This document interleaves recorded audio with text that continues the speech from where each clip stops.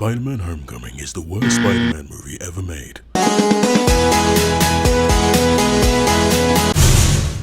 Well, I suppose I should elaborate on what I mean by that, and I assure you, I will elaborate. I could go into heavy detail, and I will! And I will go into heavy detail. Currently, there have been 8 theatrical releases of Spider-Man films, those being Spider-Man, Spider-Man 2, Spider-Man 3, The Amazing Spider-Man, The Amazing Spider-Man 2, Spider-Man Homecoming, Spider-Man Far From Home, and Spider-Man Into the Spider-Verse. And let me assure you that Spider-Man Homecoming is absolutely, fundamentally, without a doubt, the worst out of all of these films at embodying the character that we know as Spider-Man. Now, which Spider-Man film is the best, you ask? Obviously, Spider-Man 2. You don't want to be like this. This is disgusting. This is awful in every way. If I could kill it, I would. But I legally can't. This right here is my favorite thing, ever. In the history of forever. I think about this every day. I think about this all night long. I stay awake, not sleeping, because I'm thinking about this. Now, I don't plan on giving you my unsolicited thoughts on Spider-Man Homecoming being the worst Spider-Man film without any empirical evidence to back that up. And let me tell you, I have a lot of evidence to back that up. So let's begin with a bit of backstory as to how we got to Spider-Man Homecoming. Back in the late 90s, Marvel as a company was going into bankruptcy, and in an attempt to avoid that, they ended up selling the film rights to a lot of the characters to multiple different film studios to maintain cash flow. Sony bought Spider-Man's film rights in 1999 and earned 95% of the box office revenue, leaving 5% to Marvel. Cut to just under a decade later, and Iron Man was released, kickstarting the genesis of the Marvel Cinematic Universe. One more year later, Disney purchases Marvel Studios. 2 years after that, Marvel purchases 100% of the merchandising rights of Spider-Man back from Sony and relinquishes the last 5% of its film rights. Disney proceeds to make millions off of Spider-Man toys, Disney rides, etc. 1 year after that, Marvel's Avengers releases, showing the power of the Marvel Cinematic Universe and how they can bring together characters from so many different walks of life and make a fantastic movie and kill it in the box office. And one last couple of years later, after the success of so many movies like Captain America, The Winter Soldier, Guardians of the Galaxy, Avengers, Age of Ultron, Sony and Disney begin to have conversations to bring back the Wallcrawler into the Marvel fold and get him in on this action of team-up movies with all the other heroes that people are growing to love. And we get Spider-Man Homecoming. Now, I say that just to wrap up this little peek through time, but in actuality, Spider-Man Homecoming was not Peter Parker's introduction into the MCU. He was appropriately introduced in Captain America Civil War. Alright, I've run out of patience. On to ruse!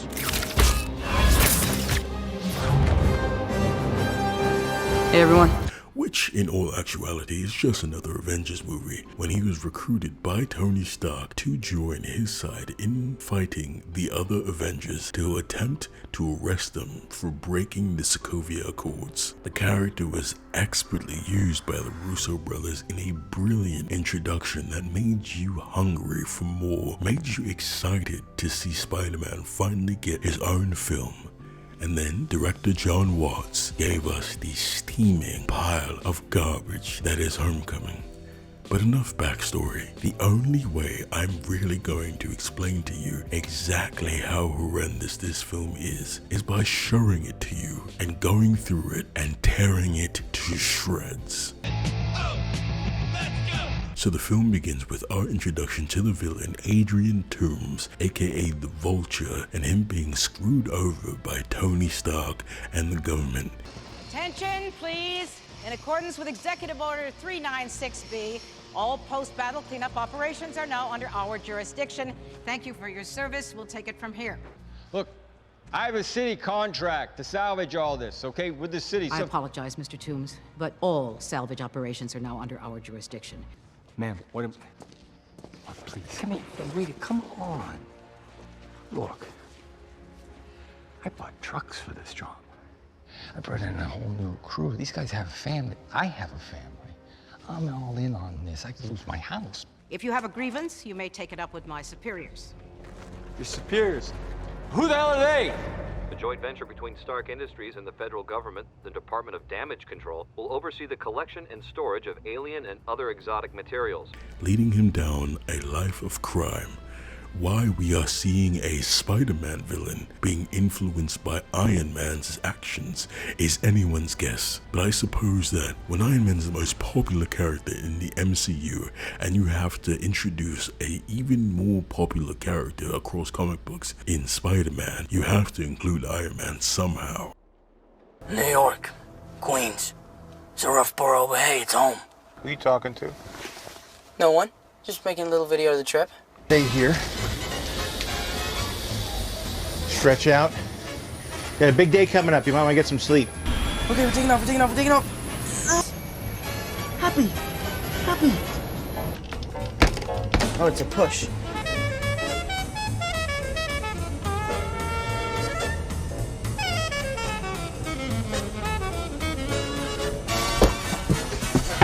Sorry.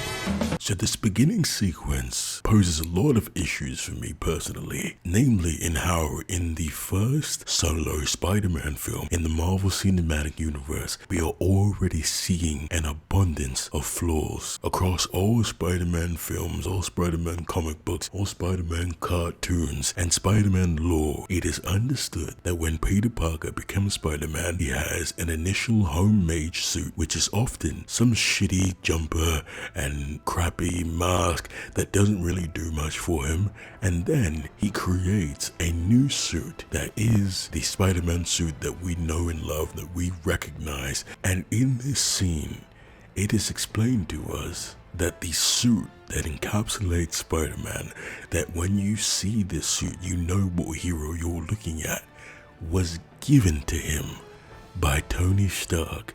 It's not like he had a plain suit that matched his comic book accurate suit and Tony Stark gave him the Iron Spider suit. In this scene, he was given his base form suit by Tony Stark. Problem number one.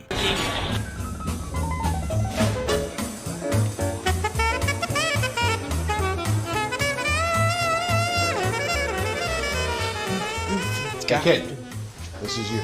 What were you? Oh, we're neighbors? We're not roommates. Suit up.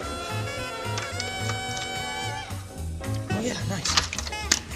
Problem number two, the director is showing that he already doesn't give a shit about continuity with the rest of the cinematic universe with this particular scene here. If you remember the last film that we saw Spider-Man in this scene when he watches Ant-Man use the giant aspect of his suit for the first time, he immediately reacts with holy shit. All right, I ran out of patience. On to ruse!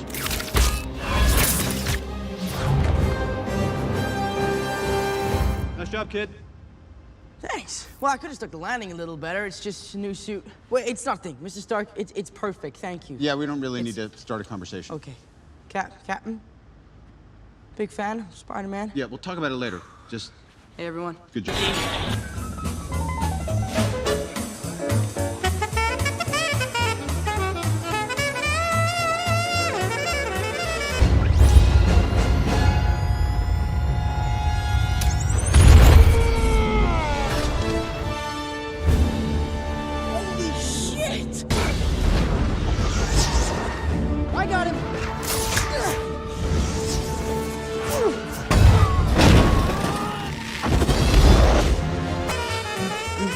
Kid, this is you.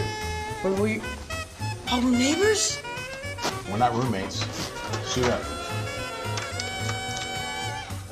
Oh, yeah, nice. Already, they are fucking up in this movie by not keeping up with the continuity. Are they even paying attention? You're not even trying, man! It's a minute detail. In the grand scheme of things, it really is unimportant, but it's emblematic of the kind of effort that they are going to be willing to put in to creating a good film when you can't even get it right. So Tony Stark drops Peter Parker back off at home and lets him know that he's not an official Avenger, but if he's needed, he will call him. Which, of course, doesn't take place because there are no world-ending emergencies that a street-level hero is needed for, so Peter Parker is reserved to just handling basic nonsense in New York.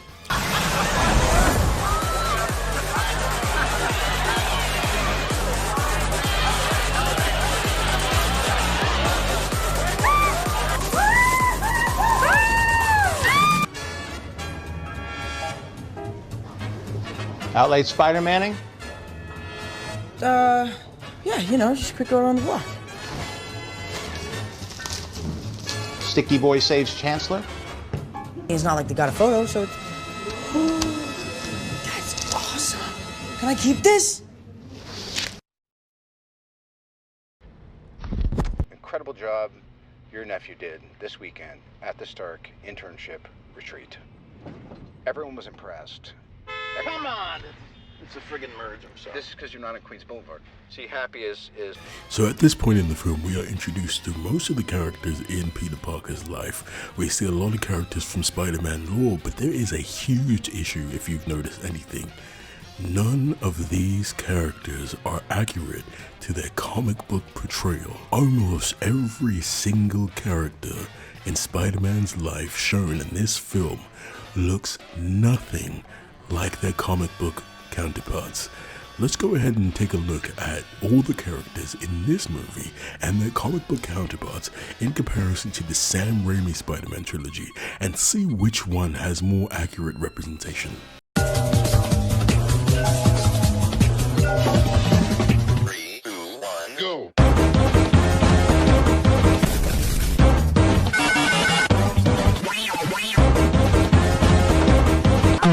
My honest theory is that the director and the writer just looked up random characters in Spider-Man lore and just attributed other attributes to those characters to the incorrect characters. If you look up Spider-Man blonde girl with headband, in the first 5 images, Betty Brant will show up from this movie, and in the other images, it'll be Gwen Stacy. Because in Spider-Man lore, the blonde girl with the headband is Gwen Stacy. It's so bizarre that they attributed those features to Betty Brant, a natural brunette. You'll also notice that Flash Thompson was changed from this hulking all-American jock to this daddy's money loser driving around a nice sports car. It doesn't even feel like he should be Peter Parker's bully. At what point would he be more popular than Peter Parker just by looking at him? Tom Holland is an attractive young man. Easily he could be one of the most popular kids in the school. It doesn't really make sense. Also, if they're trying to say that he bullies him because he's poor, Tom Holland doesn't really look poor in these movies as Peter Parker. They try to show that he's poor by him having an old computer that he uses and him having not so nice of an apartment, but it really doesn't show the struggle like it did in the older Spider-Man films. Chief, I found Parker. Where you been? Looking for you all morning. Why don't you pay your phone bill? Mad scientist goes berserk and we don't have pictures. Could you pay me in advance?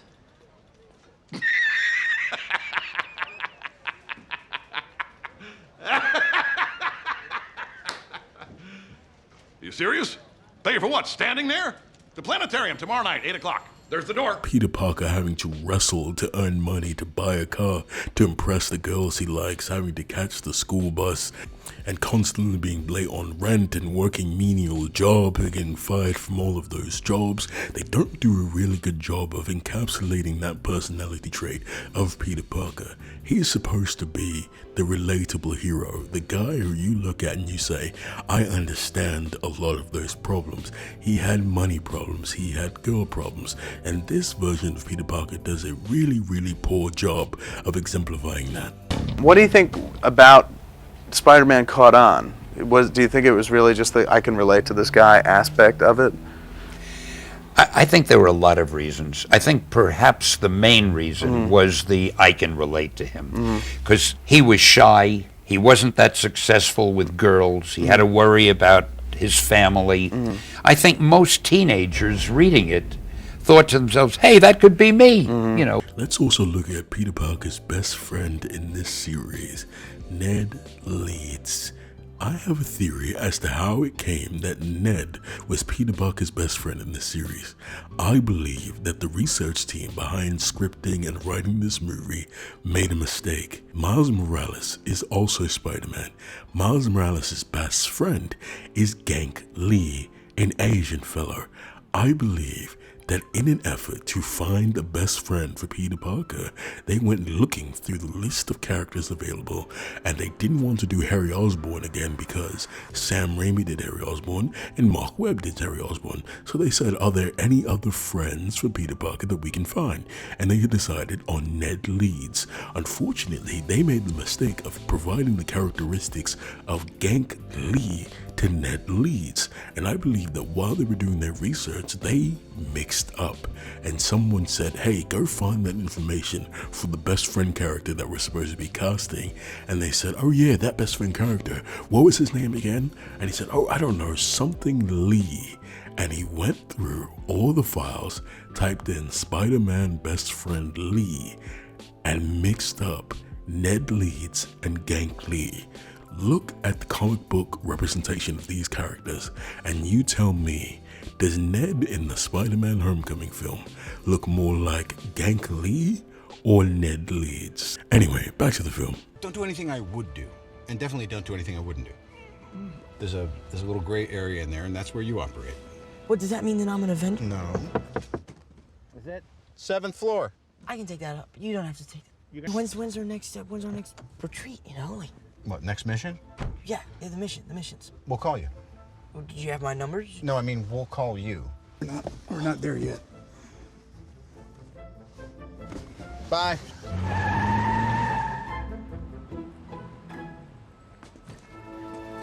I'm gonna call. Next, we get a very, very interesting sequence of seeing Peter Parker go through his classes, showing up Flash Thompson, creating web fluid in the middle of class, all very, very enthralling, and the kind of stuff you like to see in a Spider-Man film with an already established Spider-Man. If you couldn't tell, I'm being facetious.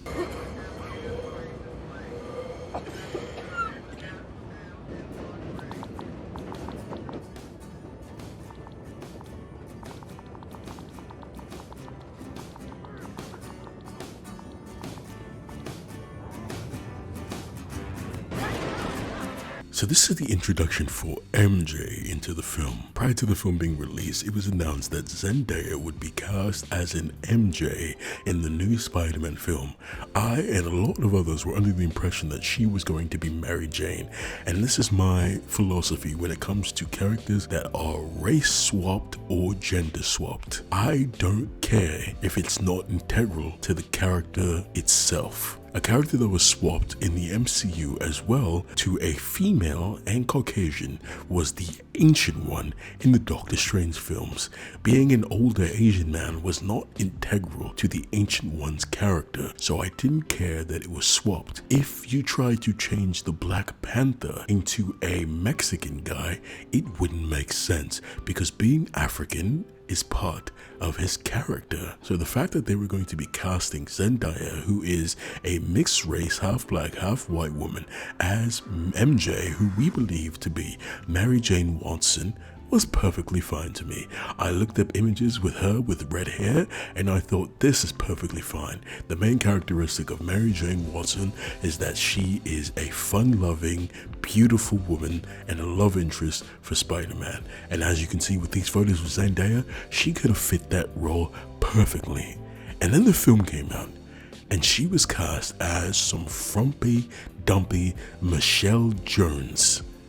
And it makes no sense. Why would they make that decision? Why not just have a BMJ? Like I said, Zendaya is a beautiful woman. She could have been a perfect Mary Jane. Give her a red wig, dye her hair red. It would have been immaculate. I don't understand why they went the route of making her Michelle Jones. Did they believe that Tom Holland's character couldn't get with a woman that attractive? He gets with Liz Allen in this film. It really was just a strange choice to not make her Mary Jane. But this is just how the casting casting works in this film. You have Aunt May, who is typically portrayed as an older woman, upwards of 50 and into her late 60s, but they cast Marissa Tomei, who is an older woman, but she doesn't look like an older woman. She's extremely beautiful and she can be misconstrued for being in her mid-30s. You need a woman like the woman who was cast in the Sam Raimi Spider-Man films, Miss Rosemary Harris.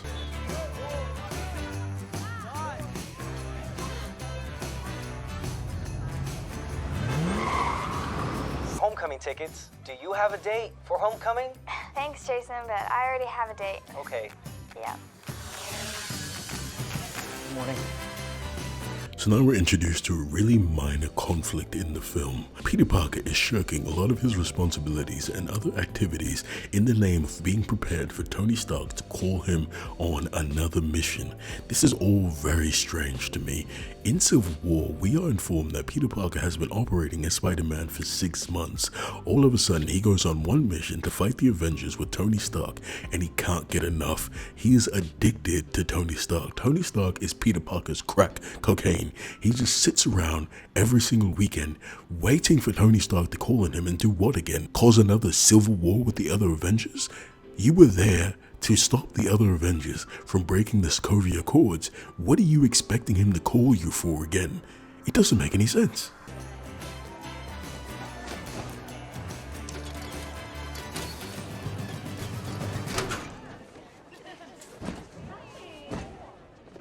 Yeah, that was completely reasonable to do out in the open. There's no way there could have been anyone anywhere to see that. Not looking out a window, not just a couple meters away. Why would you do that? Just walk around. That was a waste of time. Mass cancels out, so it's just gravity times sine. Right. See, Flash being the fastest is regarding quantum theory.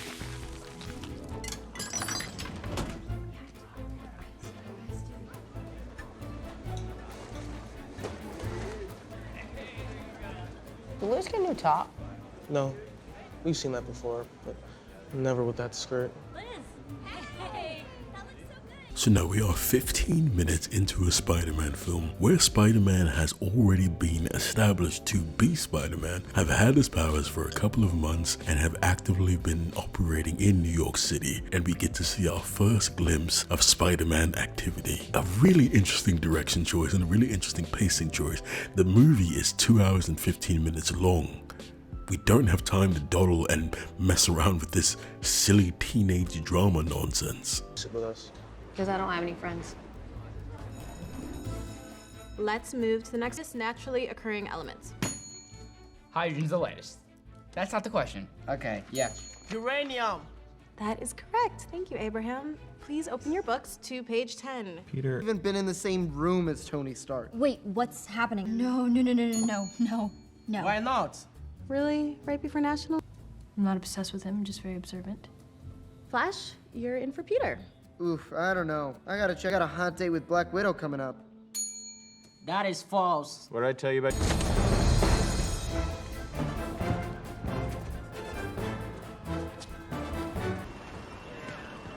what's up? Sorry, Mr. Dalmore. Hey, Mr. Parker. Number 5, right? Yeah. So I don't actually hate this sequence. I don't love it, but I don't hate it. It's actually good to show Spider-Man just interacting with New York City. Since it's such an important part of his character, it's good to just show him around the city doing New York-esque things, interacting with small crime, because he is a street-level hero. He is the hero you would see and you would call upon when your purse is snatched. He's not always going to be fighting a Thanos or, Green Goblin or, villains in his rogue gallery. He is very small time. So this is actually a pretty good sequence. It is one of the few good sequences in the entire film.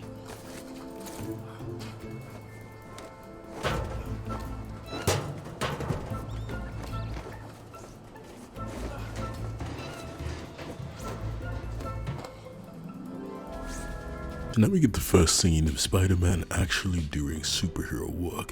He attempts to thwart some bank robbers who are robbing an ATM room. I'm not really sure what this is. I've never seen anything like it in real life, but it's a bank room with like 5 ATMs in it, and they have some tech that we are under the impression are developed by the Vulture and his stooges. Unfortunately, Spider-Man fails to thwart the bank robbers because he's messing around and he doesn't understand that he should be utilizing his quips in conjunction with actually stopping the people he came to stop, instead of just making a bunch of jokes and causing more damage than the bank robbers would have caused if he had just left them alone. And this is the beginning of a problem that is present in this movie that bothers me a whole lot.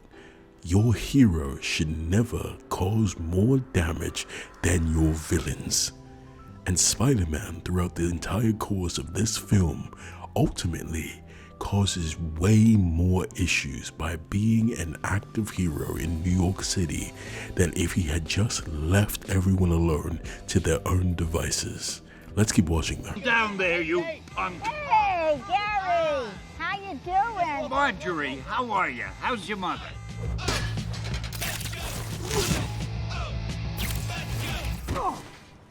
So Peter tries to report the happenings to Tony Stark so that he can be made aware of the potential dangerous issue that's arising in the city, but Tony continues to ghost him and leave him on red while Peter continues to simp for him the entire film.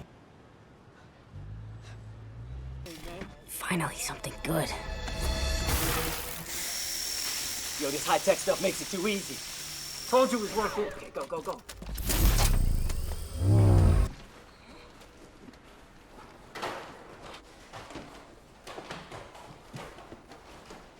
What's up, guys? You forget your PIN number?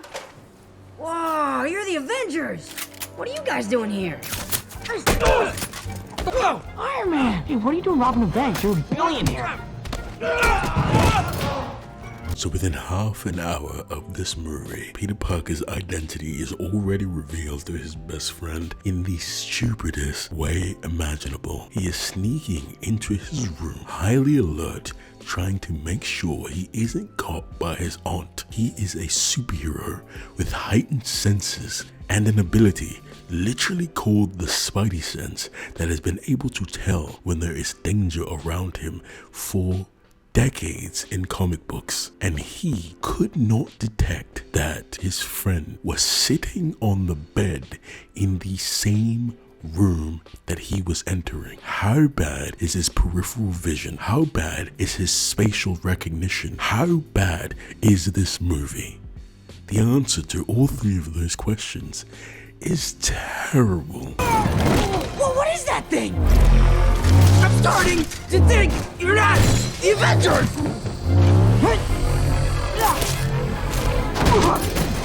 911, what's your emergency? Spider-Man is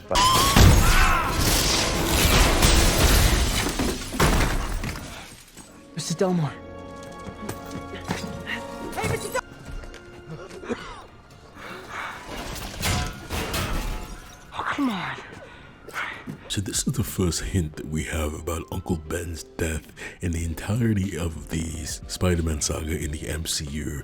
He alludes that everything that's happened with May right now, we don't actually know what has happened with May, and let me let you in on a secret. By the end of this film and the end of the sequel of the next film that he's in and the next two films that he's in, those being Spider-Man Far From Home, Avengers Infinity War, and Avengers Endgame, we never even hear the name Ben. So honestly, we have no clue what happened to May. He could be talking about her maybe losing a job, maybe she broke a nail, maybe she keeps burning that food that she keeps trying to make. We don't actually know what happened, and you cannot assume that your audience knows exactly what happened. If you are trying to explain a backstory and give rationale behind something, you need to be upfront and open about why exactly a character feels the way they feel. You can't just allude to it and have people think, oh, is he referring to Uncle Ben? He could be referring to anything, and they never ever bring up Uncle Ben. In Captain America Civil War, we hear a version of the great power comes great responsibility speech, and it's twisted and it's a little bit wrong. Look, when you can do the things that I can, but you don't, and then the bad things happen, they happen because of you.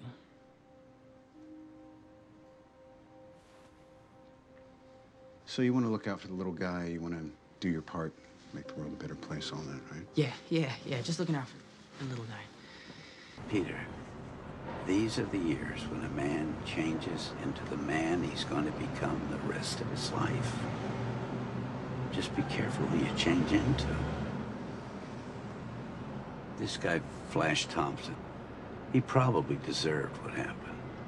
But just because you can beat him up doesn't give you the right to. Remember, with great power comes great responsibility. But I believe that the reason that they didn't initially give that speech in that film is that they were at some point in this film going to show us Uncle Ben giving Peter Parker the motivation to be who he is. But we never are provided with that rationale, and we're never provided with that backstory. So let me ponder a question to you. Why would a 15-year-old kid be a superhero after being bitten by a spider? For what reason would he put himself in danger day in and day out? Why would he do it? This is a 15-year-old in our modern age.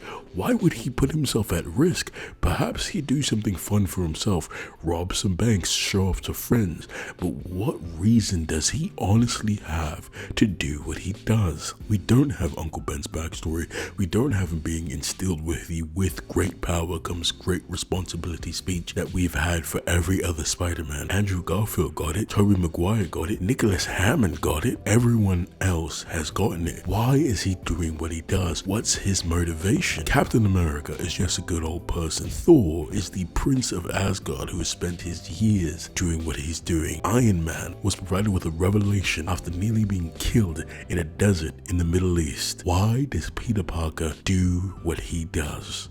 We have no definitive answer. Maybe put on some clothes.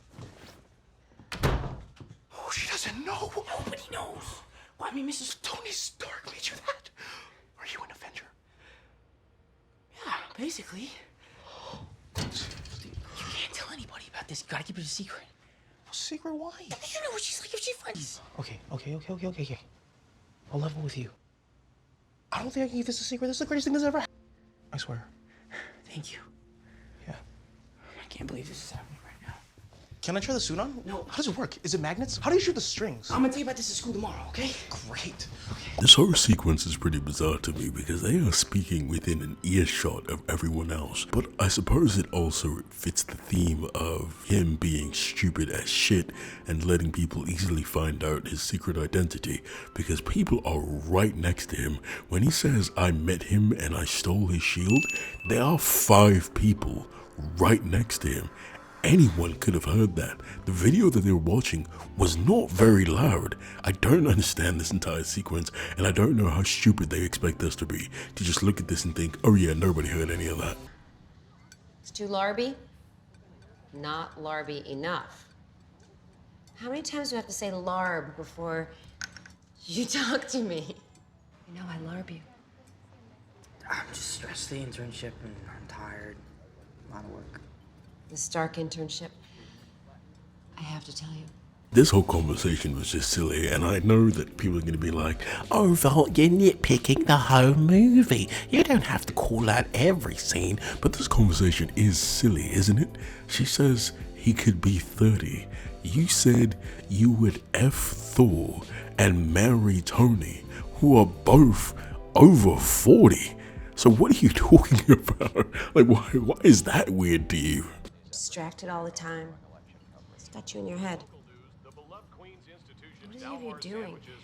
You need to use your instincts. Remember that. After an ATM robbery was thwarted by Queen's own color. As the Spider-Man attempted to foil their heist, a powerful blast was set off, slicing through the bodega across the street. Miraculously, no one. Yeah, of course. 6 blocks away from us. I need a new backpack. What? Even if it did hurt, I'll let it bite me. Maybe. How much did it hurt? The spider's dead, Ned. Wait, Liz is a senior? How does gym class work in this high school? Why is she constantly hanging out with freshmen and sophomores? Does she not have any friends? Liz is weird. You were here? Yeah, we met. I stole the shield. today, my good friend. I bet he smells nice. Shut up. Is Captain America cool? Or is he like a mean old grandpa? Ned, just shh. I could tell you where to go because there'd be screens around me and I could, swivel around them because I could be your guy in the chair. Ned, I don't need a guy in the chair. Looking good, Parker. Oh my god, she's crushing on Spider-Man. No way. Kinda. Ugh, gross. He's probably like 30. You don't even know what he looks like. Like, what if he's like seriously burned? I wouldn't care. I would still love him for the person he is on the outside. Peter knows Spider-Man. No, I mean, they're friends. Yeah, like Coach Wilson and Captain America are. But it's, through the Stark internship. It's okay. I know Peter's way too busy for parties anyway, so. Oh, come on, he'll be there, right, Parker?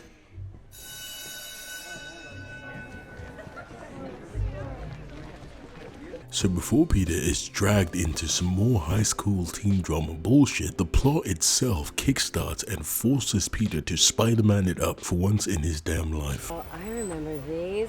Kind of jealous. It'll be a night to remember. Oh, Ned, some hats wear men. You wear that hat. Yeah, he gives me confidence. This is a mistake. Hey, let's just go home. Oh, Peter. Peter. Have fun, okay? I will. Bye, May. Dude, you got the suit, right? This is gonna change our lives. Peter proceeds to be caught because the director thinks that teenagers in our modern age keep their phone on loud. This might be the most unrealistic part of the movie. I don't know a single person who lets their phone ring loud. Oh my gosh. Hey guys. Cool hat, Ned. I'm so happy you guys came. There's pizza and drinks. Help yourself. What a great party. Thanks. Delph. Peter, no one wants that. Dude. Peter Parker, what's up? That's not Spider-Man. That's just Ned in a red shirt.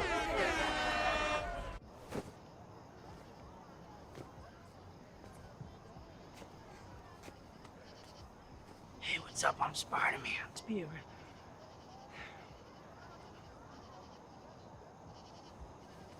God, this is stupid. What am I doing?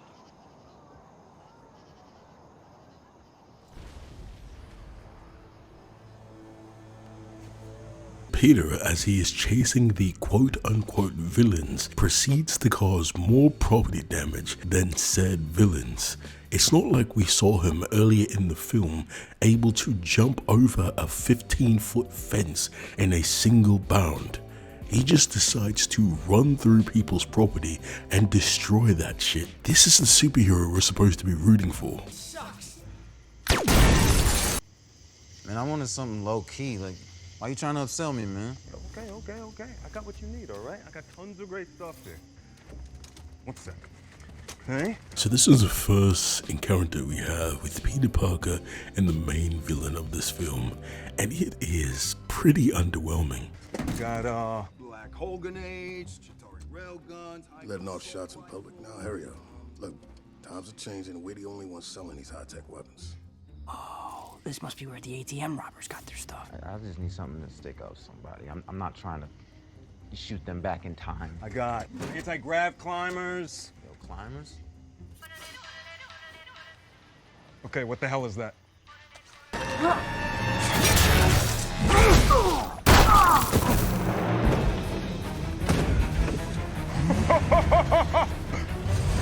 What was that? All that happens is he grabs him, takes him up to the stratosphere, and drops him. Peter is then saved by Iron Man. It feels like a nothing situation. It feels like a pointless scene. It feels like we really didn't accomplish much. The only thing that we've accomplished is establish that Vulture is the villain who's responsible for those superpowered alien high-tech weapons. It really is a letdown of a scene.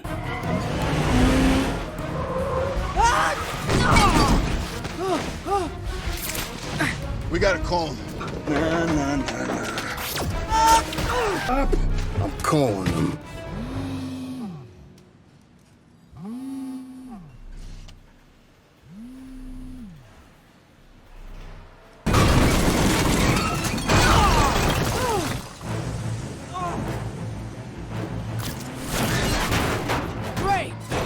gonna have to take a shortcut. Hey guys, good game. Have fun. Woo! Hey, buddy. Sorry, no time to play. Here, go fetch. I hate this. I absolutely abhor this. I know it may seem like nothing just happened, but what happened was that Spider-Man's catchphrase was given to him by Iron Man. Peter Parker in the Marvel Cinematic Universe is often derogatorily referred to as Iron Man Jr., and it's really hard to dispute that. His catchphrase, one of the things that he's most famous for saying, everyone has a catchphrase, but his was given to him by Iron Man. He didn't say it himself. He didn't call himself a friendly neighborhood Spider-Man. Iron Man told him, why don't you just be a friendly neighborhood Spider-Man? Let's see this catchphrase come to life in a different, superior Spider-Man film. Pete's taking the subway. Don't mind us, she just needs to use the elevator. Wait! Who are you? You know who I am. I do? Your friendly neighborhood Spider-Man. You see how Tobey Maguire's Spider-Man came up with it himself? No one told him he was a friendly neighborhood Spider-Man. J. Jonah Jameson didn't tell him. Green Goblin didn't tell him. Harry Osborn didn't tell him. He dubbed himself the friendly neighborhood Spider-Man because that's who he is. He's a street level hero. He is your neighborhood hero. When something's going down in the area, in the city, you look for Spider-Man, specifically Queens. There are a bunch of other heroes in New York. You have Daredevil, Luke Cage, a lot of other heroes in New York. Upstate New York has the X-Men, but he is the friendly neighborhood Spider-Man. Not only could he not create his own suit, his catchphrase had to be given to him by Iron Man. Where are you? That's not working. This is not cool. Almost got you.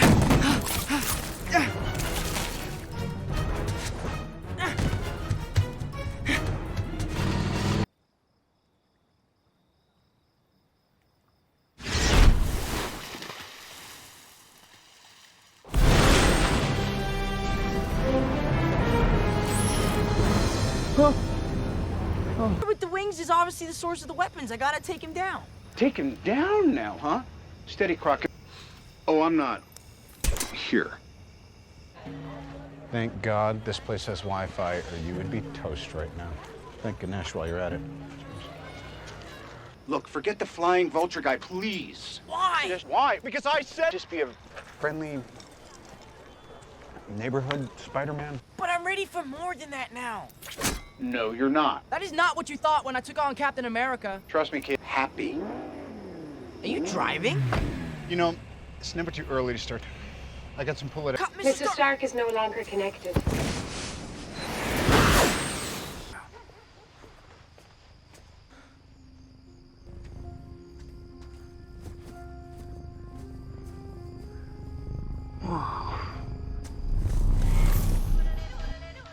I'll see you tomorrow. I'll see you tomorrow in school.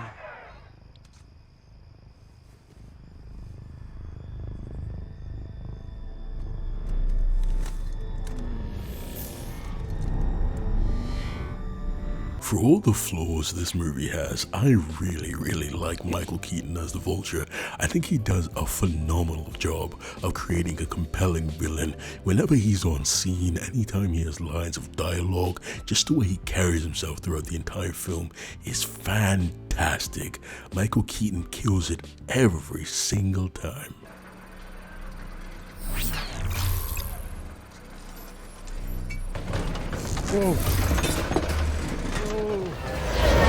I told you, no. The answer is no. Forget it. How many times have I told you not to fire them out in the open? Hey, you said move the merchandise. Under the radar. Here, we're through. You're out there wearing that goofy thing, lighting up cars, calling yourself the Shocker. I'm the Shocker. I shock people. What is this, pro wrestling? Eh, whatever, old man. Come on. I don't know.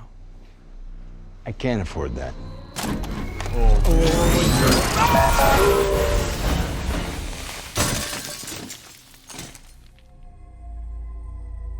Damn.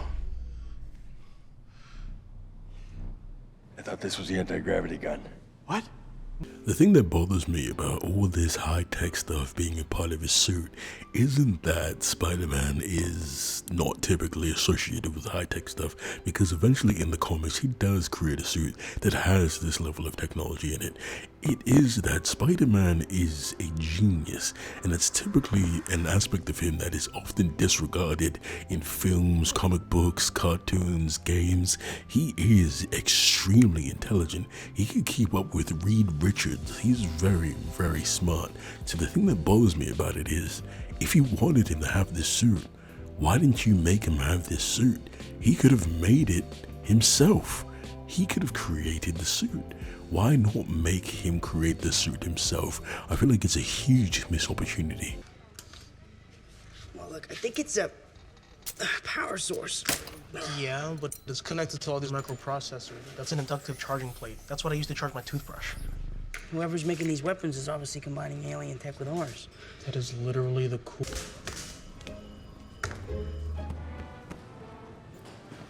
First, I said we put the glowy thing in the mass spectrometer. First, you gotta come up with a better name than glowy thing. You're right. Crap. Come on.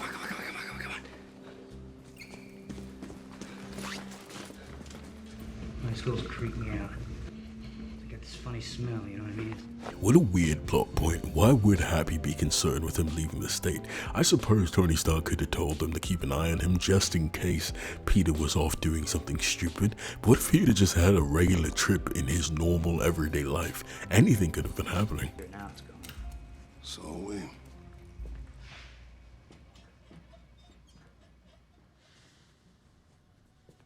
Seeing the inside of his suit is a bit strange for all the technology included in it. You don't really think about it, but there's a lot of tech that has to go into these high-powered Iron Man-esque suits. How comfortable do you think that is? He has a USB port in his suit. Does that grind up against his body? Does that hurt? I know, right? In Brooklyn.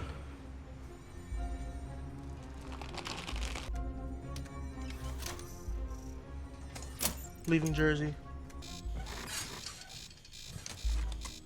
They stopped. Huh. Alien guns run by a guy with wings? Yeah, they have a lair. Badass. But how are you gonna get there if it's like 300 miles away? Hey, welcome back, Peter. Flash, you're back to first alternate. What? He's taking your place. Excuse me, can we go already? Because I was hoping to get in some light protesting. Testing is patriotic. Let's get on the bus. What's up, everyone? Our next topic is the moons of Saturn. Fort Sumter. Flash is wrong. Okay, guys, let's focus. Next one. Liz, don't overwork him. New York? Tracker. Yeah, no, it's just a school trip. It's nothing. Look, Happy, I gotta say, you tracking me without my permission is a complete violation. Hey, I'll decide if it's no big deal. Sounds like it's no big deal, but remember, I'm watching you. This is another great scene. I have to give credit where credit is due. They do capture the issue that Peter Parker faces in his life, the balance between being Spider-Man and living a regular, normal, everyday life. And this is a great scene showing that. This is a great display of that tricky balance that he tries to thread. My only issue is he doesn't have to go track these people down.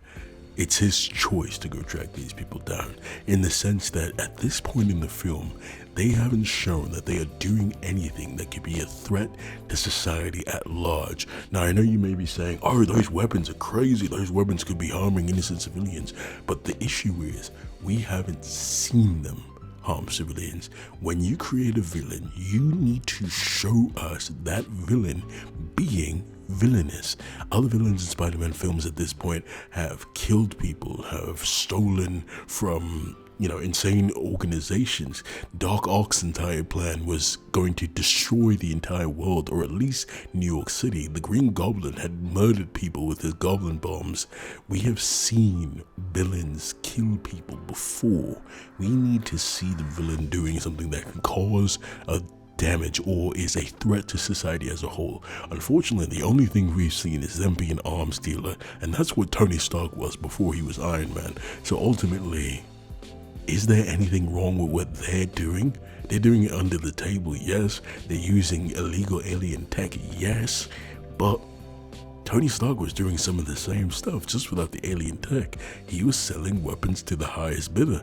Who knows what the people he was selling those weapons to were doing with the weapons? But I can understand why anyone would say this is a weak point, but it is the point I'd like to make nonetheless. Everyone stick together. Yeah. You kidding me? This place is huge. I've seen bigger. There's a bird in here. Hey, you brought your laptop, right?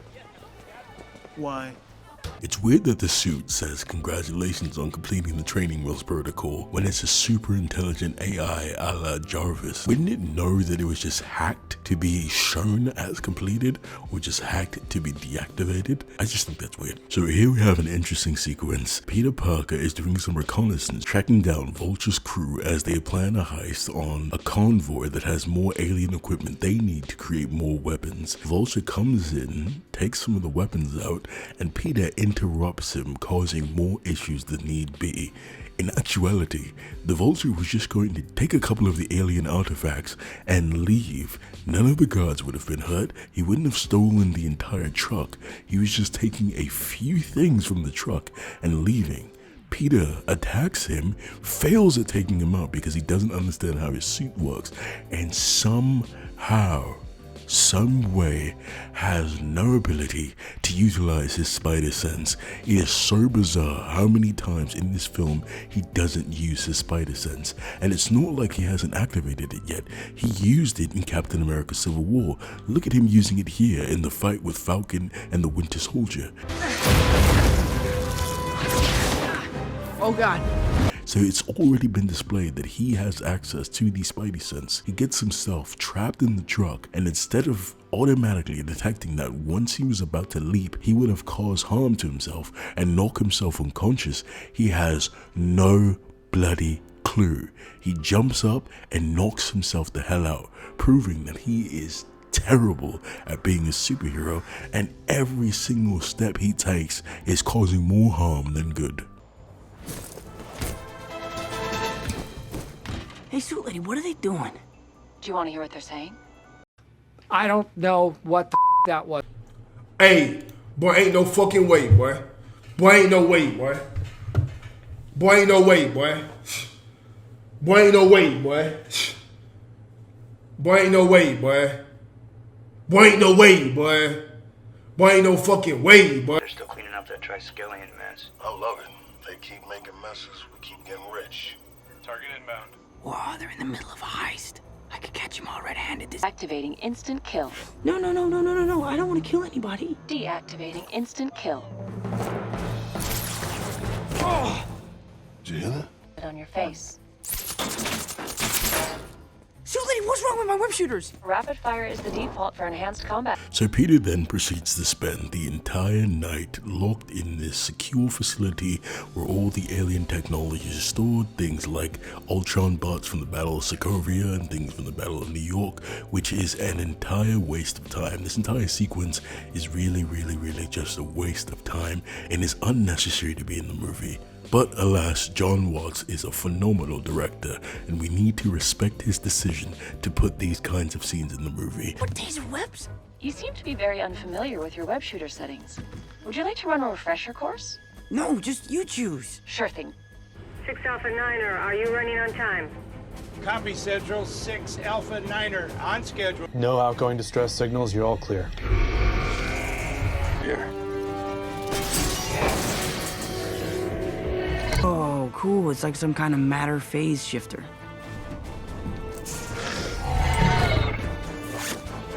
All right, coming up.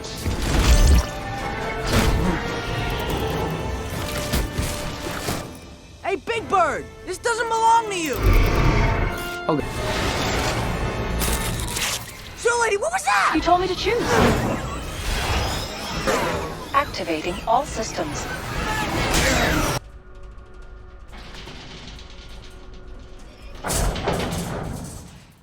My head. You appear to have a mild concussion.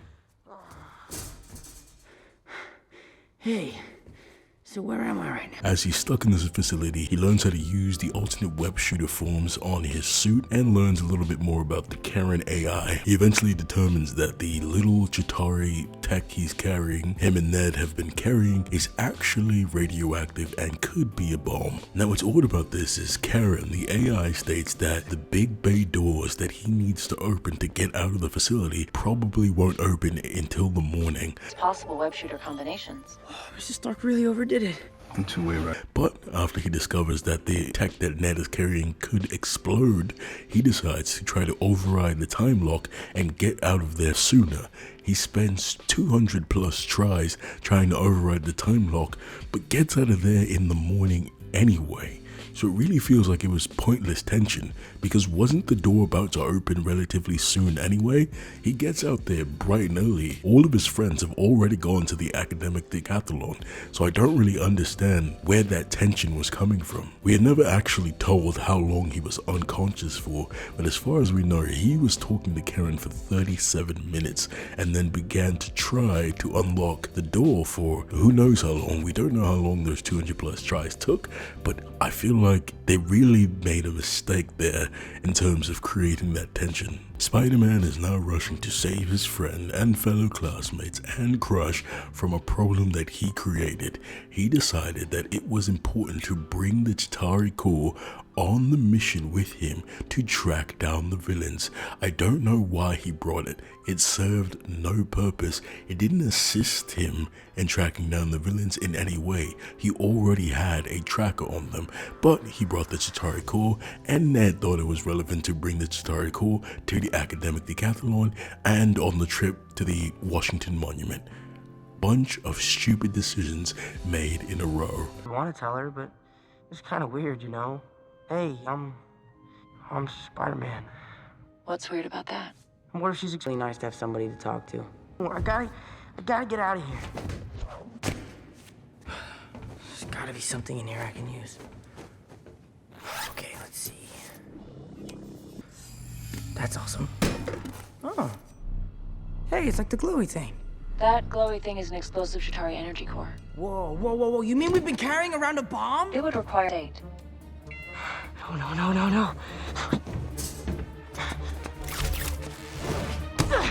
Hey, please, somebody! I'm locked.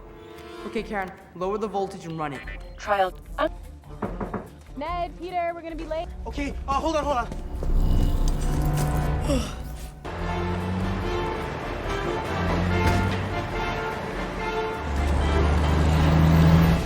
Please be sure all cell phones are turned off.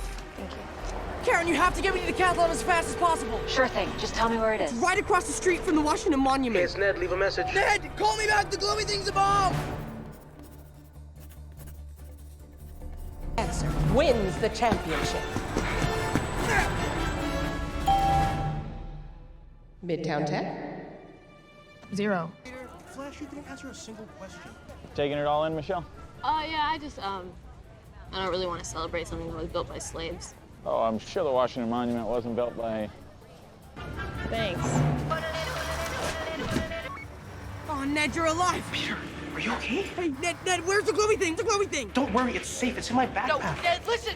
No, Ned, the glowy thing is dangerous. Again, we are presented with pointless tension. Throughout this entire climb, Peter is continuously slipping downwards. Once he reaches the zenith of the tower, he develops some irrational fear of heights because he has quote-unquote never been this high before. The Washington Monument is very tall, but we did also see him earlier in this film do a backflip on the precarious edge of a building, which also wouldn't have been an ideal fall either. He also has the ability to cling to the surface of the wall, and he has web shooters to zip himself back up, so even if he began to fall, it really was highly unlikely that he would have hit the ground before he would have figured out a way to get back either on the tower or swing back to the top. Next, he has to deal with the 4-inch ballistic glass preventing him from entering the inside of the window. It is not like she said he had 500 different web combinations. Okay. They're moving. Be careful. And in those 500, there's no possible way that it could have had a web that could have broken that glass. What idiotic tension. You're missing the Capitol. Ned, listen to me! We're at the Washington Monument now. You gotta. Peter, is that you? Oh, hey, Liz. Is that Liz? Please put Ned back on the phone. You should tell her how you feel. You freak. You are so lucky we won. You know, I want to be mad, but I'm more worried. Like, what is going on with you? Liz, I have to talk to Ned. It's really important. Miss. The Washington Monument is 555 feet, 5 1/8 inches tall. Notice how the marble and granite are cut around the stone. The Chitauri core is detonated and caused severe structural damage to the elevator. Oh, no. My friends are up there. What? Don't worry, ma'am. Everything's good. Oh, my God, that's tall.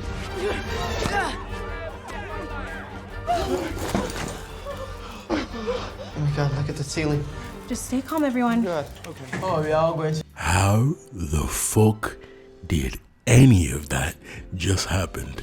You're telling me the momentum of him leaping off the building, swinging around a helicopter and into the glass was enough to break 4-inch ballistic glass? Sure, we'll ignore that.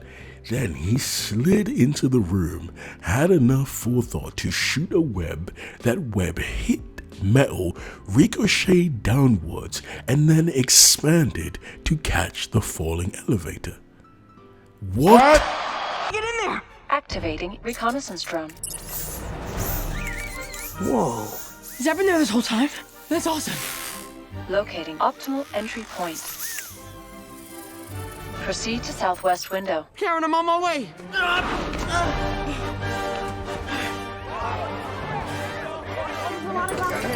You got it. Keep going. Well, at least Tom Holland can save his girl from falling without snapping her neck. So that's -1 point to Andrew Garfield's Spider-Man.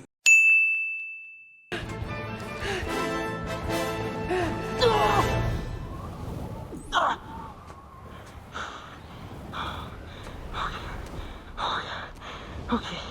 How did he survive that fall, I'm wondering? They don't show him webbing back up, but how did he survive that fall? Now that this whole scene is wrapped up, what's also bizarre and an interesting thing to take note of is, how do they not ever address how this occurred? The Washington Monument wouldn't just blow up, and there was a very, very obvious purple explosion that caused that incident. Was no one going to question how that happened? When the police reported to the scene, were they not going to ask to see everyone's backpacks and to see everyone's personal belongings to get an idea about how exactly the incident took place? Obviously, that explosion came from Ned's backpack. Did no one see that? Did no one realize that? No one questions exactly how it took place. There was a burning hole in the ceiling. No one thought, perhaps we should investigate that. It's really odd to make these things known and to not address it at any point. Alright, this is your stop. Go, go, go. Everybody out. Move it, people. Move it. Move it. Go, go. Liz!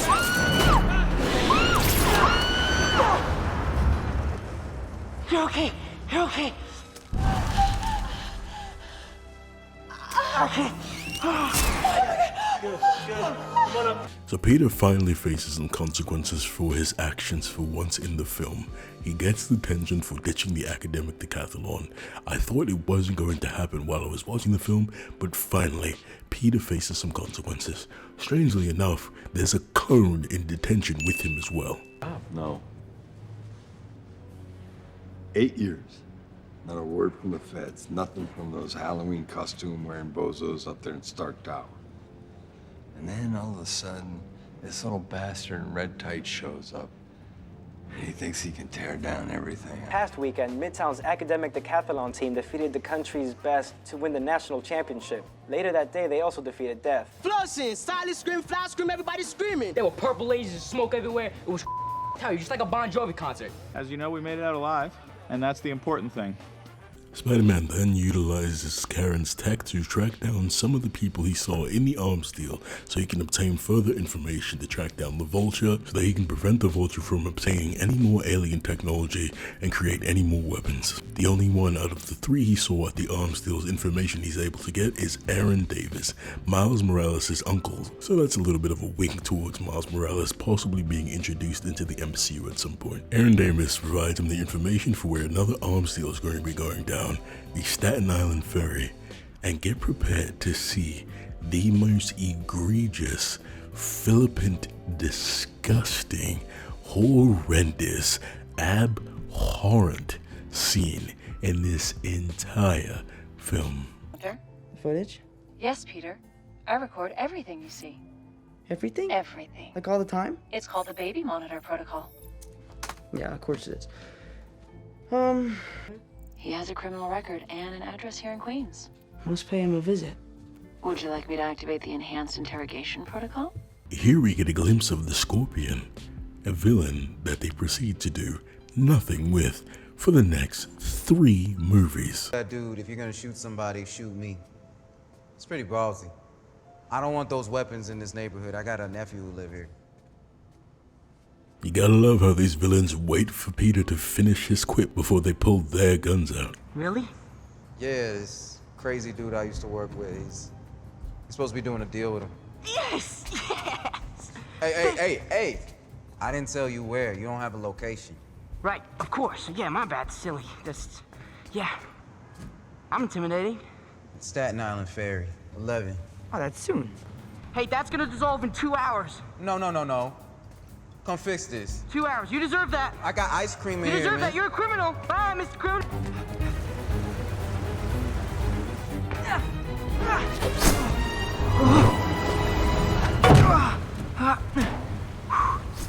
Nice. I hate this guy. It's the guy from the bridge, right? Who's that other guy? Just keep me posted. There's no record of him in my criminal database. Incoming call from A. Parker. Should I reroute to your head? Would you like me to activate instant kill? No, Karen, stop it with the instant kill already. White pickup truck.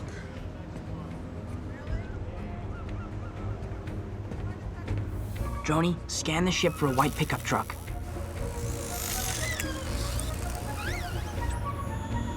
This fight sequence, all in all, not a really inspired fight sequence.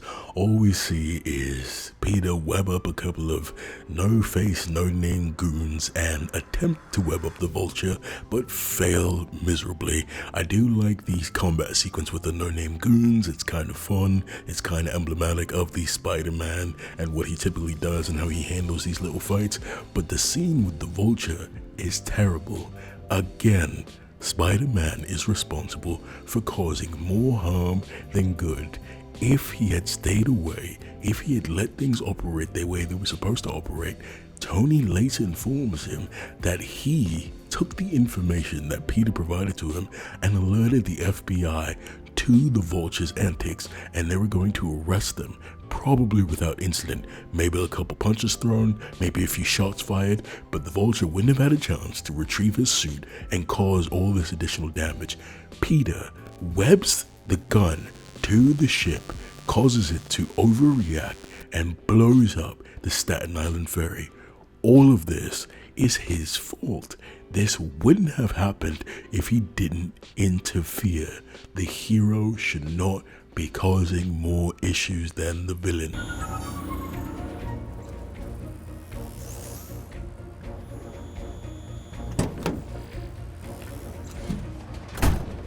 And the cellars all in one place. Incoming call from Tony Stark. No. What is that?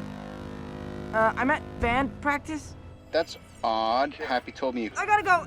End call. Hey. I'll take those. No, wait. Hey, guys. The illegal weapons deal ferry was at 10:30. You missed it.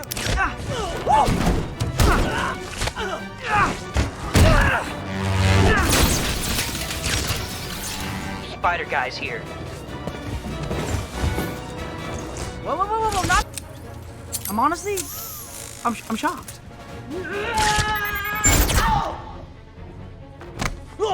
So the first half of the scene is pretty decent. We see Spider-Man utilize his smarts, his intelligence, his acrobatics, and his webs to attempt to salvage the ship that is splitting apart in front of him.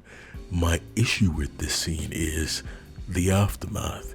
Karen informs him that he was 98% successful, and instead of immediately reacting, shooting a web grenade, or webbing that one area where there was not success and causing the ship not to fall apart, he just waits for it to fall apart.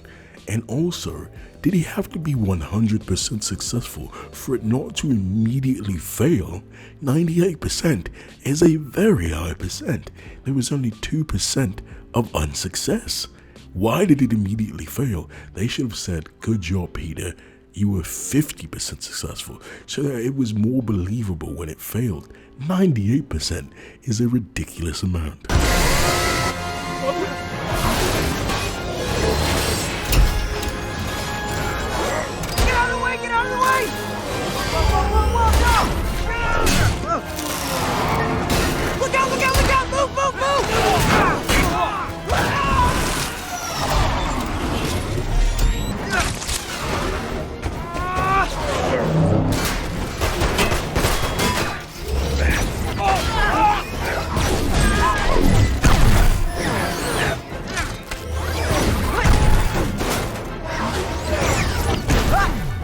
This was the scene that when I saw it in the trailers for Spider-Man Homecoming really made me excited to see the film, because it was reminiscent of the scene in Spider-Man 2 when Tobey Maguire stops the train from crashing off the tracks, killing all of the passengers on board, when he holds the train back, when he's struggling with the fate of New York metaphorically on his back.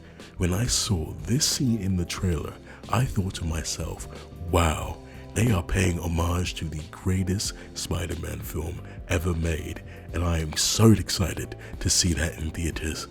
But then, as you see it here, he struggles for no time at all before he is bailed out by Iron Man in a Spider-Man solo film. Mind you, this isn't an Avengers film. This isn't a team-up film like Captain America Civil War.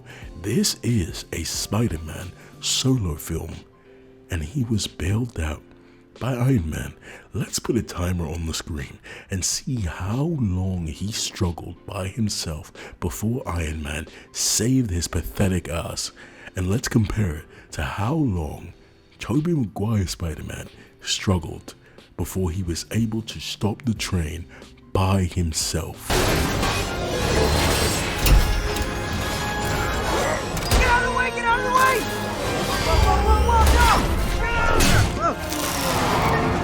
Look out! Look out! Look out! Move! Move! Move!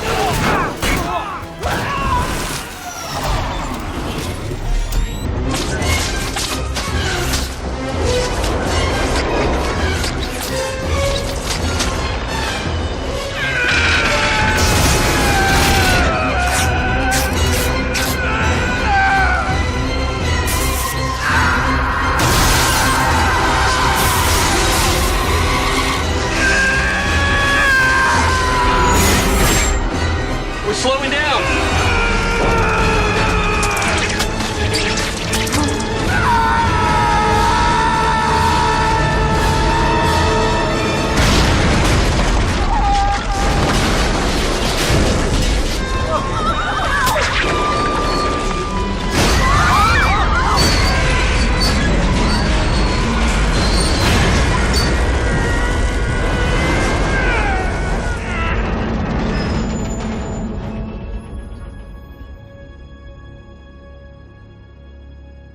Looking at both scenes side by side, you can see why my ire is so high for the scene in Homecoming. It really was a missed opportunity. They took something that could have been great, something that could have been mind-boggling, something that could have been a scene that people talked about for ages. When you talk about great Spider-Man scenes and Spider-Man films, you talk about Peter Parker stopping the train in Spider-Man 2. You talk about the amazing scene in Times Square with Andrew Garfield's Spider-Man versus Electro with the slow motion webs. What scene do you talk about in Spider-Man Homecoming? You don't talk about this scene, because this scene was terrible. And I implore you, find me an argument against why the scene is terrible. No one can defend this scene.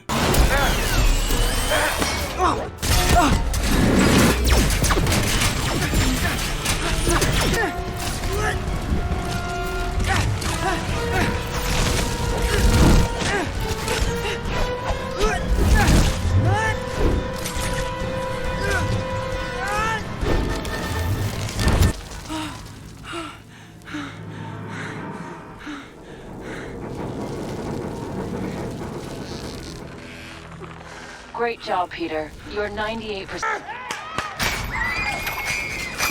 No! No! No!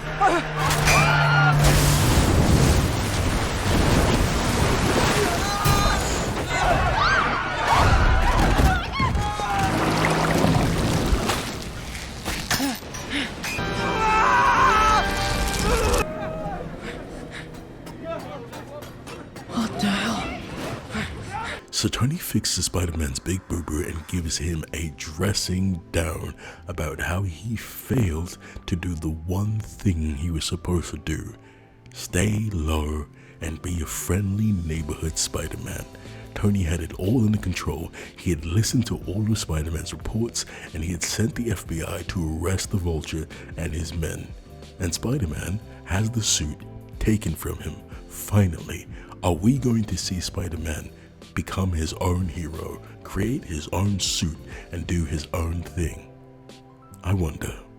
Credit where credit is due, the scene where Tony is dressing down Spider-Man and giving him a talking to is well acted. They both convey amazing emotion, and it is another one of my favorite scenes in the film. Next, we get to see Spider-Man kind of going through the same sequence that Tobey Maguire went through in Spider-Man 2, where he stops being Spider-Man for a little while and starts living his life, and things start going a little bit better.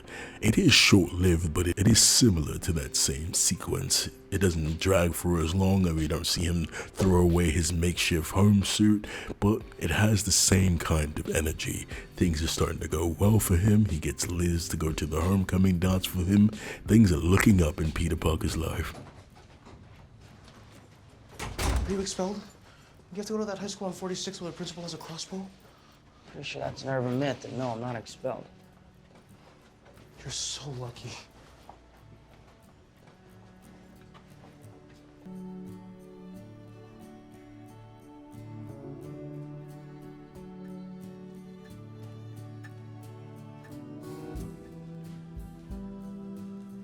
This was an amazing twist, and it works flawlessly the entire time. Adrian Toombs' entire goal, the reason why he was doing what he was doing, why he became a criminal, why he stole from Stark and Damage Control, was to support his family.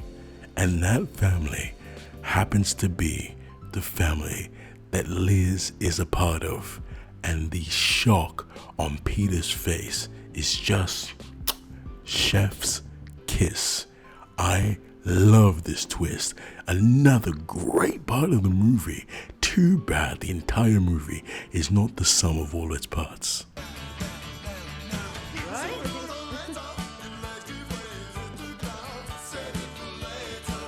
Tell her she looks nice, but not too much because that's creepy. Don't be creepy. No, and when I dance with her, I'm putting my hands on her hips.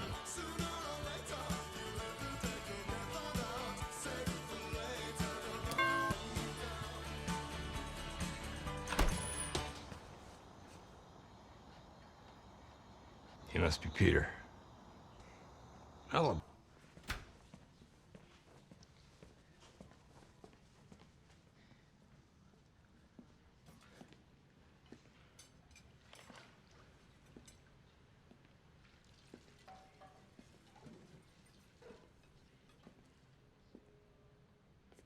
Ready? Peter. Peter. I'm gonna go get Liz. You all right, Pete? Yeah. Pale. You want something to drink? Like a... It's the right answer. Wow. Wow, wow, wow, do you look beautiful. Smile. There you go.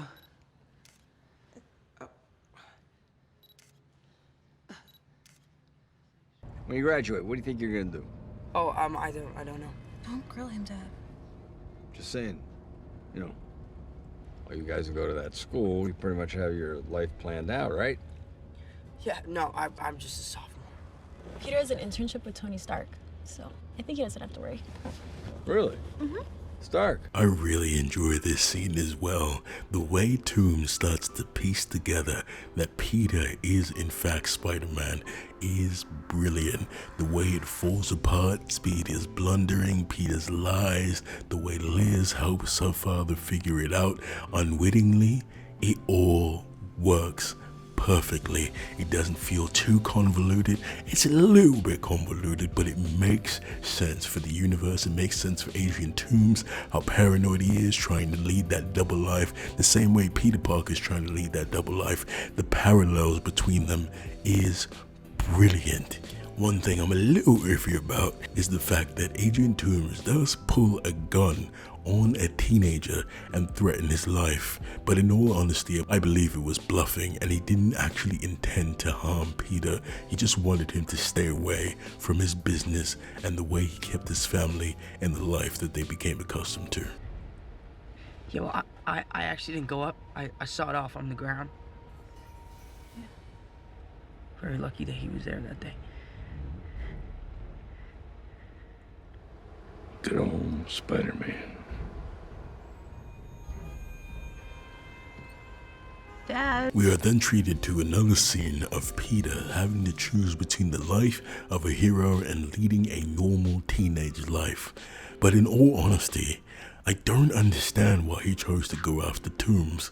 Like I said before, Toomes has not shown himself to be a great threat to the greater good or society as a whole. He is a weapons dealer. There are hundreds of thousands of weapons dealers. Why Toomes specifically? I don't know why he didn't just bite the bullet and enjoy the evening and move on. It doesn't make any sense to me. He is putting himself at danger for no reason other than to stop an arms dealer. I don't understand it. Here we are. End of the line. Thanks, Dad. You hit in there, Gumdrop. I'm gonna give Peter the dad. Love you, Gumdrop. Have a safe flight. You guys look so pretty.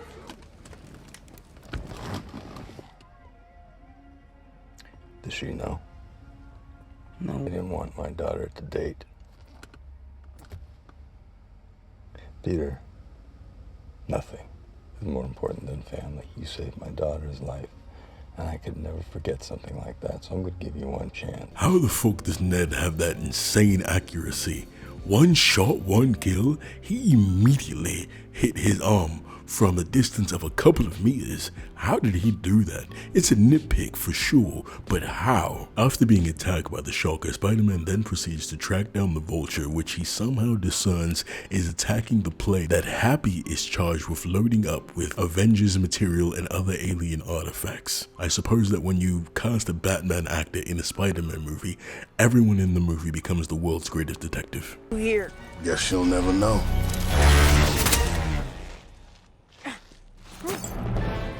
Nice shot! Ned, the guy with the... Peter finally finds Adrian Toomes in a warehouse, and thus begins the final act, the climax of the film, the final confrontation. Hello? Ned? Hey, can you hear me? Go for Ned. Ned, I need you to track my phone for me. Yeah, but where is it? I'll pull the specs. Okay, you're on speakerphone. He still flashes car. Awesome. Yeah, it's awesome, it's awesome. Oh! Get out of the way, move! Hey, in parking lots. This is a huge step up. Oh! Hey, have you gone through to Happy yet? Yeah, I'm working on it. I just gotta backdoor the phone system. Guy in the chair.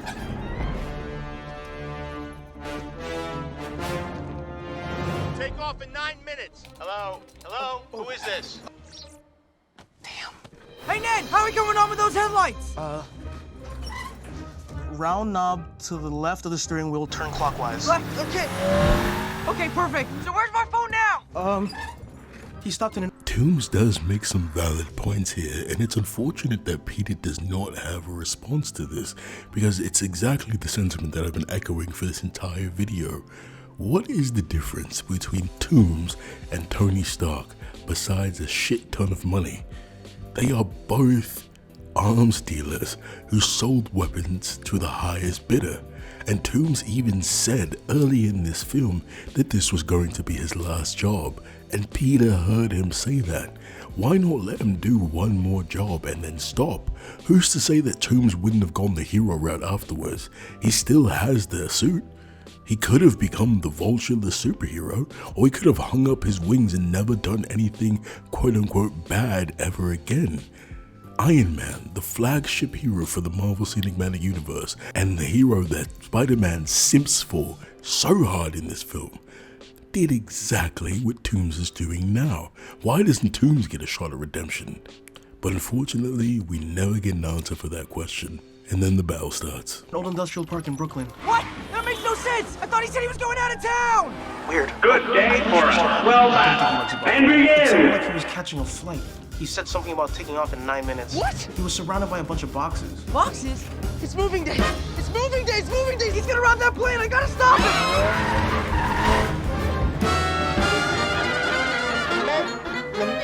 Thor's magic belt. Okay, slow down. What?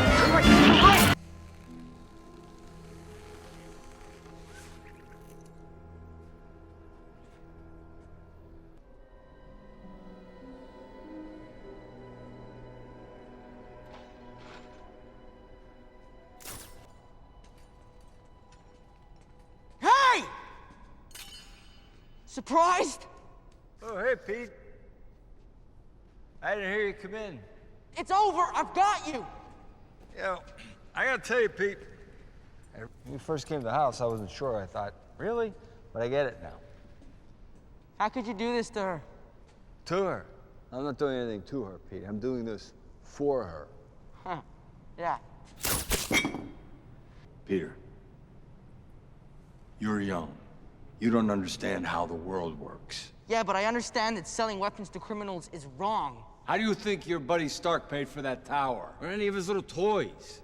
Those people, Pete, those people up there, the rich and the powerful, they do whatever they want. They eat their table scraps. That's how it is. I know you know what I'm talking about, Peter. Why are you telling me this? Because I want you to understand. And I needed a little time to get her airborne. This scene was so close to greatness. This scene is actually a callback to a scene in The Amazing Spider-Man, the final chapter, one of the first Spider-Man issues, written by Stan Lee and inked by Steve Ditko, where Spider-Man is trapped under a large pile of rubble, and he calls upon his last bit of strength to lift the entirety of the rubble off of his back because he needs to get a compound known as ISO 36 to Dr. Connors because his Aunt May is dying in a hospital. He has just come from a huge fight with Doc Ock and he's nearly completely wiped out, but he's reminded of his responsibility and lifts the entirety of the rubble off him, and it's an extremely powerful moment and one of the best moments in comic book history. And this scene was supposed to be emblematic of that, but unfortunately they fall short. What I thought was going to happen in this scene is that we were finally going to get the great power, great responsibility speech. Peter has had an entire roof fall on top of his head. His head is bleeding, he's clearly a bit concussed and a bit out of it, and he sees his reflection in the water and sees half of his face covered with the Spider-Man mask. I thought what was going to happen here was that we were going to get a bit of a flashback or a hallucination to Uncle Ben discussing with Peter the "with great power comes great responsibility" speech. And in my hopes, before the film had come out, I had hoped that would have been Tobey Maguire as an older Uncle Ben, giving him that last bit of strength that he needs to lift the rubble off of him and get back to the mission. But unfortunately, we don't get that. Instead of getting Uncle Ben, giving him that speech, giving him that last bit of energy he needs to pull forth, we get fucking Anthony Stark, Tony Stark, Iron Man, the Shellhead, saying that stupid ass line from earlier in the film. If you're nothing without the suit, you shouldn't have it. What is this inspiring him to do? What a missed opportunity. It is so aggravating that everything in the Marvel Cinematic Universe's version of Spider-Man, everything in his life, everything that drives him, stems from Iron Man. It's so annoying.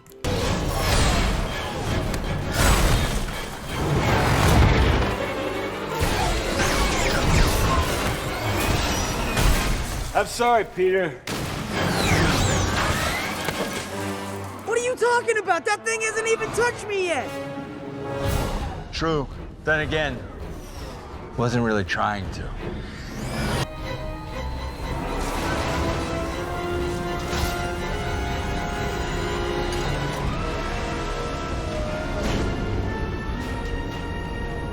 So the final battle goes like this. The Vulture attacks the jet in the sky to steal all of the Avengers equipment and sell it for one final job before he quits his life of villainy. He does this with no loss to human life and no damages or injuries to any innocent souls. Essentially, if he was allowed to do this uninterrupted, we don't know what would have went wrong.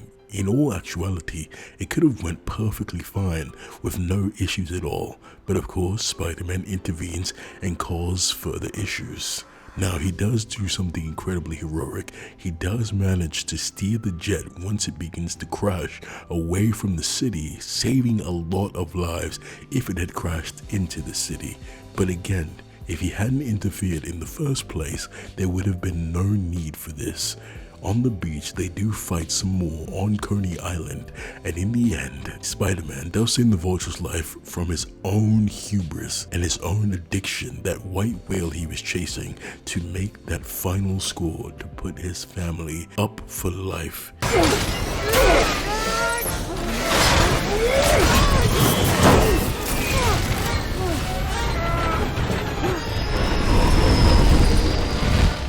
Chief, they're losing altitude.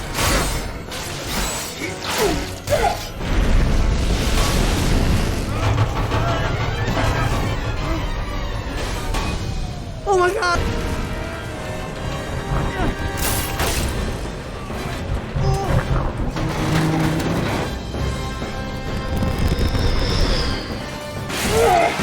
Get out of there! What are you doing? Please turn! Please turn!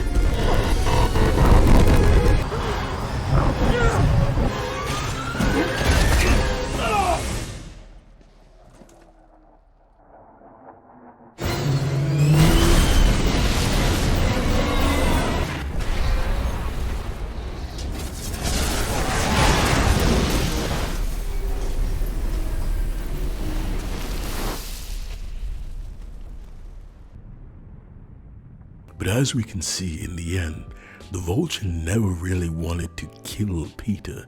He has multiple opportunities to kill him, but he doesn't go for it.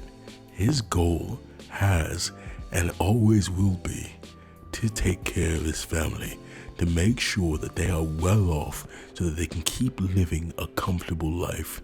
Whenever he has the opportunity, he just wants to take the equipment and leave. Ultimately, Peter does save him from death, which is a great thing, and it is a perfect heroic moment. So in the finale, Peter makes his peace with Liz, who is for some reason not furious at him for being a piece of shit jackass the entire film. I would be furious. She has the patience of a saint. And then MJ also proceeds to tell everyone that her name is MJ. For what reason? I have no clue. Because she's not Mary Jane, why not just keep the name Michelle Jones and move on? Is it supposed to be a reference to Mary Jane Watson? Who knows, it's a waste of time anyway. Tony meets up with Peter to give him the good news and give him a pat on the back and tell him how well he did in stopping the Vulture and tell him that he was wrong about him and that he's not a complete fuck up even though he caused so many issues throughout the whole movie. It's all well and good that he acknowledges that his role in life is to be that friendly neighborhood Spider-Man, but what the fuck? Wasn't this his entire mission for the entire film? We haven't seen the growth necessary to have us feasibly believe that all of a sudden he doesn't want to be Iron Man's protege and live in the Avengers compound. Where did this feeling come from? What revelation did he have to show him that, you know what, actually, I'd like to stay in the city? He didn't fight some street level villain who was affecting the people of New York and causing issues for the people of New York. He fought the Vulture, who is causing issues for specifically Tony Stark and some unknown people somewhere else who were getting affected by these weapons that he was selling. At what point did he make the decision, you know what, I need to protect New York and not join the Avengers? This comes out of nowhere. But nonetheless, it's great to see that he turned Tony down and he's gonna go home and make his own suit and become the Spider-Man we've all expected to see. I was wrong about you. I think with a little more mentoring. It's about 50 reporters behind that door, real ones, not bloggers. When you're ready, why don't you try that on? And I'll introduce the world, the newest official member of the Avengers, Spider-Man.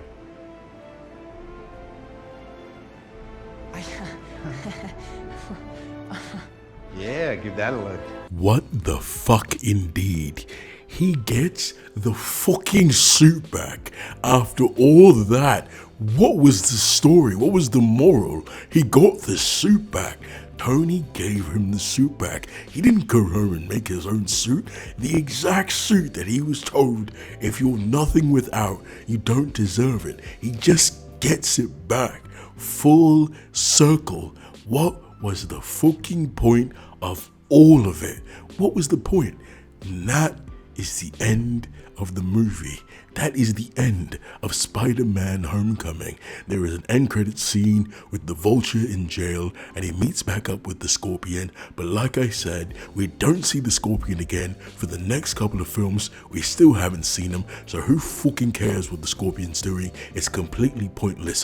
What's the point of this movie? This movie is so bad. I hate this movie so much. I've said it before and I'll say it again. This film was a huge letdown for me because I feel like it had all the ability to be a huge success. It was coming into the Marvel Cinematic Universe, a comic book universe, and a series of films known for their lighthearted attitude, and Spider-Man, being the most lighthearted hero of all, should have slotted right in perfectly with no issues.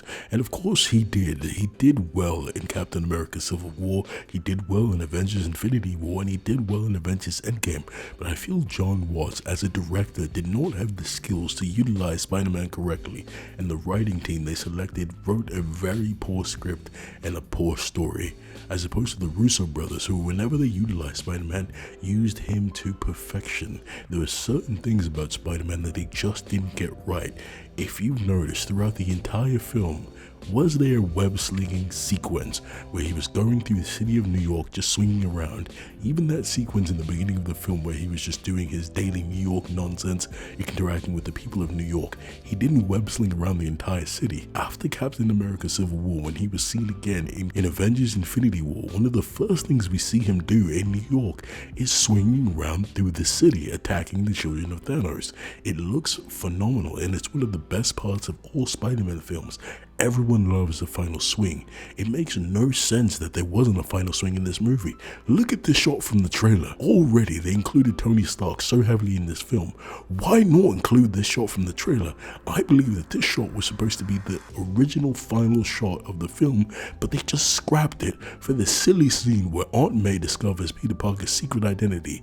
In the first film, two of his closest people know his secret identity already. His Aunt May and his best friend Ned. That is bad form. Peter Parker's secret identity is integral to his character because he keeps it hidden because he knows his villains will attack the people he cares about. It is terrible to have them reveal it in the first film. You know who knew Tobey Maguire's Spider-Man's secret identity by the end of the first film? Norman Osborn. And you know what happened to him?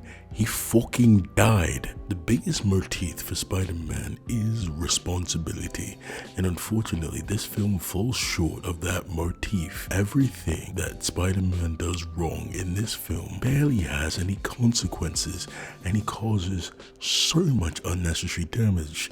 It shouldn't be possible to completely remove the hero from the story and there be less damage caused if the hero was not involved. Let's look at other films in the Marvel Cinematic Universe and see if we can remove the heroes from those stories and see if there's less damage involved.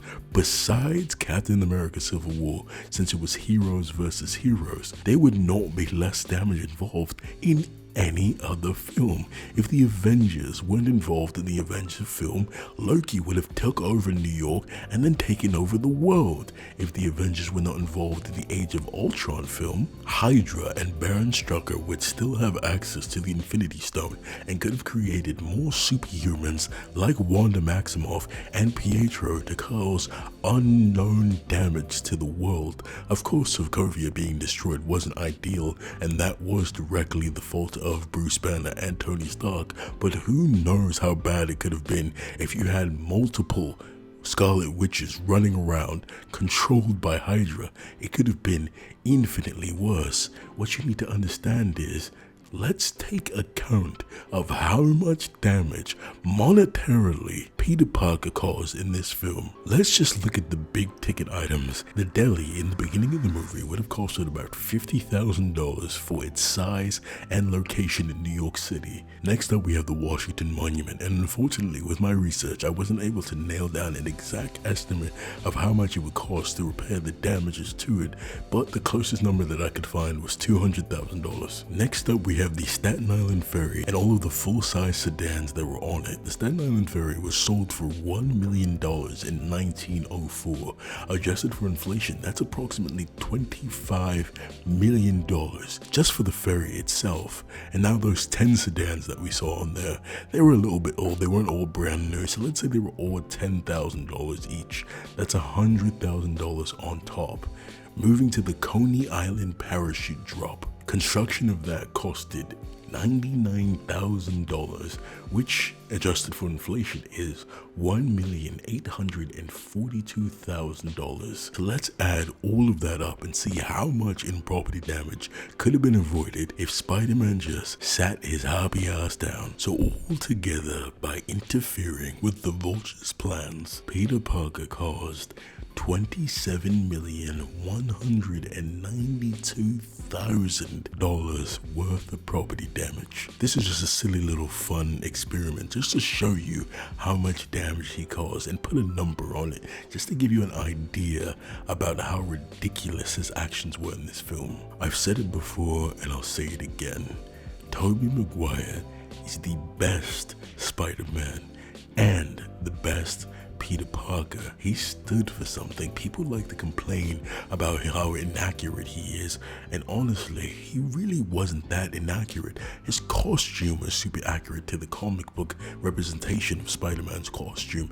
The only major deviation from the original Spider-Man story was the organic webs, and even then, Sam Raimi and Tobey Maguire had a rational explanation for that deviation. I think the most controversial one that I can remember was the web shooters prior to the first movie, and would they be organic or would Peter make them? Right, yeah, it didn't seem plausible, and also my argument for that was if he could do that, if he was that intelligent, scientifically minded. Couldn't he be wealthy from that and not taking photos for... You wouldn't need to do it. Yeah. Ultimately, I believe that if you're going to describe a character, you should be able to describe the vague things surrounding that character, and people still understand who that character is.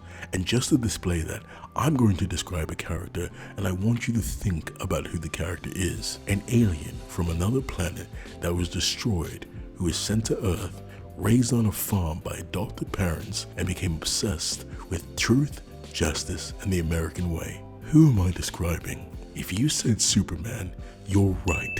Because of course I was describing Superman, because who else could that be? That's how you know you got the character down right. But let's try describing Tom Holland's Spider-Man, a young man who is recruited by Iron Man to assist in the Civil War and sent back home after Iron Man builds him a $1 billion suit and wants to impress Iron Man to become an Avenger. What hero am I describing from the Marvel comic books? You can't think of one because this story is unique to the Marvel Cinematic Universe. They have fundamentally misunderstood what Spider-Man stands for and who he's supposed to be. Let's try again. A superhero, a young man from New York who's inspired by the death of his uncle to do right. Who am I describing? Spider-Man.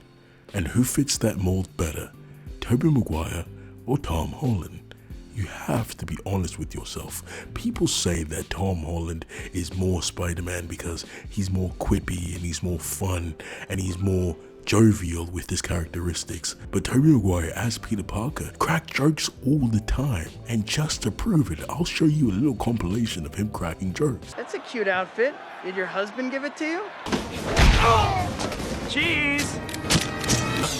Speak of the devil! Spider-Man! I knew you two were in this together! Hey, kiddo, let Mom and Dad talk for a minute, will you? What about my generous proposal? Are you in or are you out? It's you who's out, Gobby. Out of your mind. Wrong answer! Oh, great.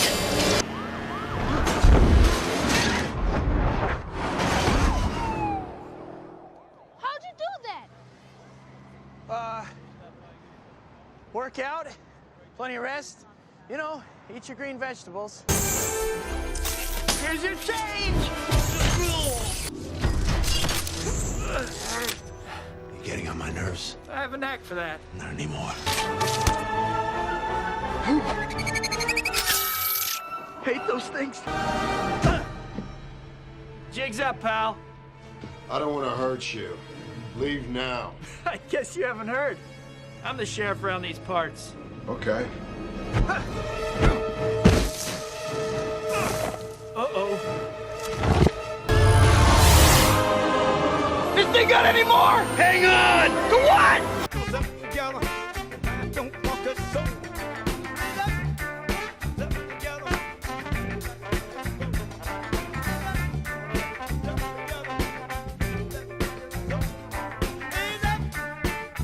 I've already shown you how Sam Raimi had more accurate side characters to the comic book, but Tobey Maguire's Spider-Man stood for something.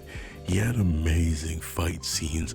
When he fought his villains, he really fought his villains. He went at them with all the vitriol and ferocity needed for a hero who really wants to do good. Anytime we saw Tom Holland's Spider-Man fight, it felt like he was constantly just shooting webs at them and hoping for the best. Tobey Maguire threw hands. He was a menace. He was there to cause damage. Only one of Tobey Maguire's villains made it out of his movies alive, and that's because he allowed Sandman to make it out alive. He forgave Sandman even after trying to kill him in the prior scenes in the movie. All his movies have morals. All his movies have meaning. The first movie was about responsibility. The second movie was about sacrifice. And the third movie was about forgiveness. And if you don't believe me, go back and watch those movies. Those motifs are right within those movies. They did a phenomenal job with the Sam Raimi trilogy. That is the true Spider-Man. Spider-Man Homecoming is not. And I hope that for Tom Holland's sake and his legacy as Spider-Man, they do better in the future. Because think about it, Sam Raimi's Spider-Man was so good they made Chad Kroeger from Nickelback have a banger of a song. Thank you so much for watching. Behave yourself. And they say that a hero can save us. I'm not gonna stand here and wait. Wow, this was a huge undertaking for me. This was my longest commentary video yet, I would say, and it's something I'm very, very passionate about, and I hope you guys enjoyed it. And if you got to this point in the video, thank you so much. I appreciate you sticking with me in my rambling and my nonsense and getting to this point in the video. It means a lot to me.